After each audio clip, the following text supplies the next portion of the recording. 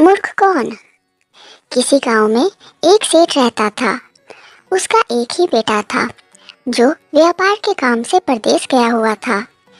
सेठ की बहू एक दिन कुएं पर पानी भरने गई।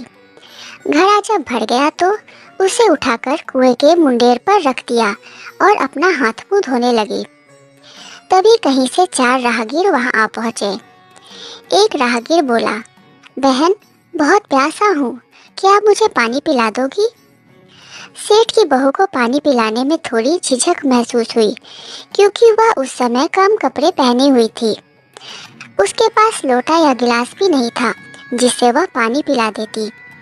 इसी कारण वहां उन राहगीरों को पानी पिलाना उसे ठीक नहीं लगा। बहू ने उनसे पूछा, आप कौन हैं? राहगीर ने कहा, मैं एक यात्री हूँ। बहू बोली, यात्री तो संसार में केवल 2 ही होते हैं, आप उन दोनों में से कौन हैं? अगर आपने मेरे इस सवाल का सही जवाब दे दिया तो मैं आपको पानी पिला दूंगी, नहीं तो मैं पानी नहीं पिलाऊंगी। बेचारा राहगीर उसकी बात का कोई जवाब नहीं दे पाया।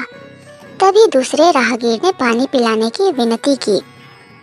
बहू ने दूसरे राहगीर से पूछा, अच्छा तो आप बताइए कि आप कौन हैं? दूसरा राहगीर तुरंत बोल उठा, मैं तो एक गरीब आदमी हूँ। सेठ की बहू बोली, भैया, गरीब तो केवल 2 ही होते हैं, आप उनमें से कौन हैं? प्रश्न सुनकर दूसरा राहगीर चकरा गया। उसको कोई जवाब नहीं सूझा तो वह चुपचाप हट गया।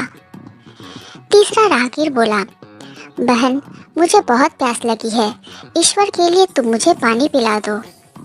बहू ने पूछा, अब आप कौन हैं? तीसरा राहगीर बोला, बहन, मैं तो एक अनपढ़ गंवार हूँ। यह सुनकर बहू बोली, अरे भाई, अनपढ़ गंवार तो इस संसार में बस 2 ही होते हैं, आप उनमें से कौन हैं? बेचारा तीसरा राहगीर भी कुछ बोल नहीं पाया। अंत में चौथा राहगीर आगे आया और बोला, बहन, मेहरबानी करके मुझे पानी पिला दे, प्यासे को पानी पिलाना तो बड़े पुण्य का काम होता है। सेठ की बहू बड़ी ही चतुर और होशियार थी। उसने चौथे राहगीर से पूछा, आप कौन हैं? वह राहगीर अपनी खीर छुपाते हुए बोला, मैं तो बहन बड़ा ही मूर्ख हूँ। बहू ने कहा, मूर्ख तो संसार में केवल 2 ही होते हैं, आप उनमें से कौन हैं? वह बेचारा भी उसके प्रश्न का उत्तर नहीं दे सका। चारों पानी पिए बगैर ही वहाँ से जाने लगे तो बहू बोली, यहाँ से थोड़ी ही दूर पर मेरा घर है, आप लोग कृपया वहीं चलिए, मैं आप लोगों को पानी पिला दूंगी। चारों राहगीर उसके घर की तरफ चल पड़े। बहू ने इसी बीच पानी का घड़ा उठाया और छोटे रास्ते से अपने घर पहुंच गई। उसने घड़ा रख दिया और अपने कपड़े ठीक तरह से पहन लिए। इतने में वे चारों राहगीर उसके घर पहुंच गए। बहू ने उन सभी को गुड़ दिया और पानी पिलाया। पानी पीने के बाद वे राहगीर अपनी राह पर चल पड़े। सेठ उस समय घर में एक तरफ बैठा यह सब देख रहा था। उसे बड़ा दुख हुआ। वह सोचने लगा, इसका पति तो व्यापार करने के लिए परदेश गया है और यह उसकी गैर हाजिरी में पराये मर्दों को घर बुलाती है, उनके साथ हंसती बोलती है, इसे तो मेरा भी लिहाज नहीं है। यह सब देख अगर मैं चुप रह गया तो आगे से इसकी हिम्मत और बढ़ जाएगी। मेरे सामने इसे किसी से बोलते बतियाते शर्म नहीं आती तो मेरे पीठ पीछे न जाने क्या क्या करती होगी। फिर एक बात यह भी है कि बीमारी कोई अपने आप ठीक नहीं होती, उसके लिए वैद्य के पास जाना ही पड़ता है। क्यों न इसका फैसला राजा पर छोड़ दूं। यह सोचता हुआ सीधा राजा के पास जा पहुंचा और अपनी परेशानी बताई। सेठ की सारी बातें सुनकर राजा ने उसी वक्त बहू को बुलाने के लिए सिपाही बुलवा भेजे और उनसे कहा, तुरंत सेठ की बहू को राजसभा में उपस्थित किया जाए। राजा के सिपाहियों को अपने घर पर आया देख उस सेठ की पत्नी ने अपनी बहू से पूछा, क्या बात है बहू रानी, क्या तुम्हारी किसी से कहा सुनी हो गई थी जो उसकी शिकायत पर राजा ने तुम्हें बुलाने के लिए सिपाही भेज दिए?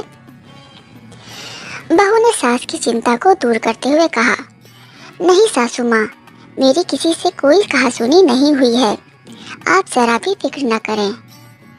सास को आश्वस्त कर वह सिपाहियों से बोली, तुम पहले अपने राजा से यह पूछ कर आओ कि उन्होंने मुझे किस रूप में बुलाया है, बहन, बेटी या फिर बहू के रूप में। किस रूप में मैं उनकी राजसभा में आऊं। बहू की बात सुनकर सिपाही वापस चले गए। उन्होंने राजा को सारी बातें बताई।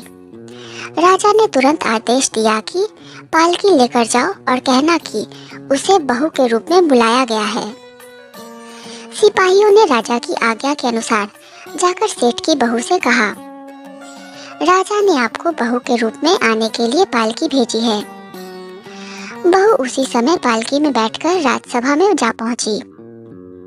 राजा ने बहू से पूछा, तुम दूसरे पुरुषों को घर क्यों बुला लाई जबकि तुम्हारा पति घर पर नहीं है।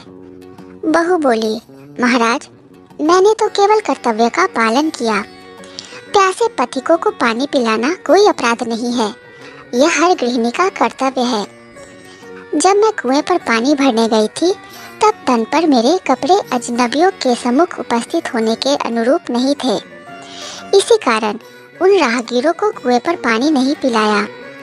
उन्हें बड़ी प्यास लगी थी और मैं उन्हें पानी पिलाना चाहती थी, इसलिए उनसे मैंने मुश्किल प्रश्न पूछे और जब वे उनका उत्तर नहीं दे सके तो उन्हें घर बुला लाई।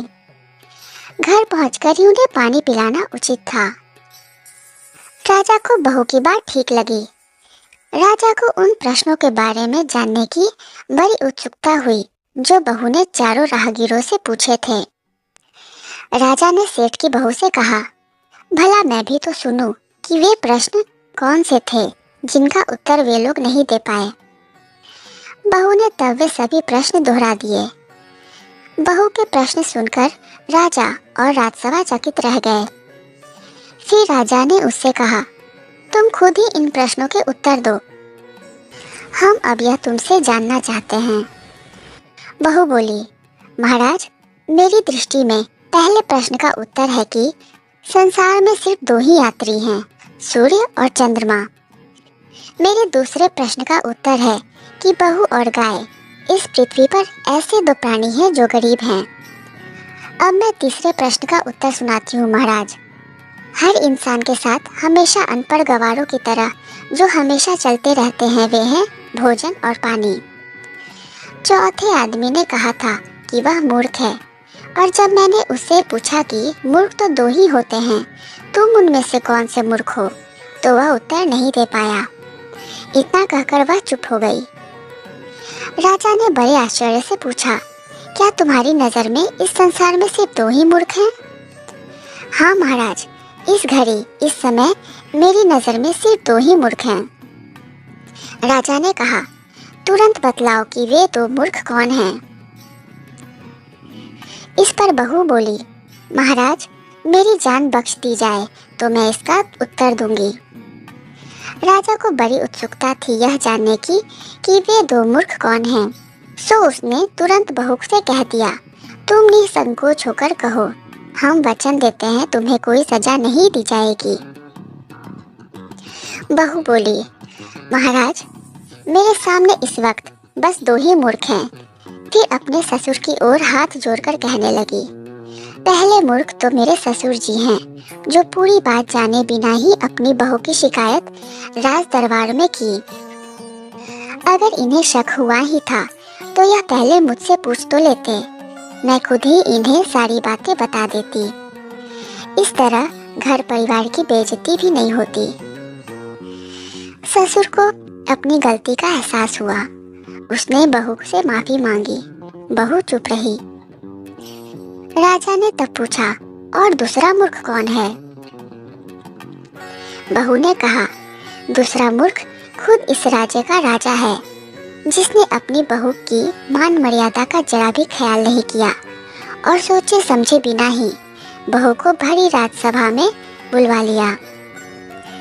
बहू की बात सुनकर राजा पहले तो क्रोध से आग बबूला हो गया, परंतु तभी सारी बातें उसकी समझ में आ गई। समझ में आने पर राजा ने बहू को उसकी समझदारी और चतुराई की सराहना करते हुए उसे ढेर सारे पुरस्कार देकर सम्मान सहित विदा किया। को अंत तक सुनने के लिए बहुत धन्यवाद। आशा करती हूँ ये कहानी आपको पसंद आई होगी। कहानी पसंद आई हो तो वीडियो को लाइक करें, शेयर करें और चैनल को सब्सक्राइब करें।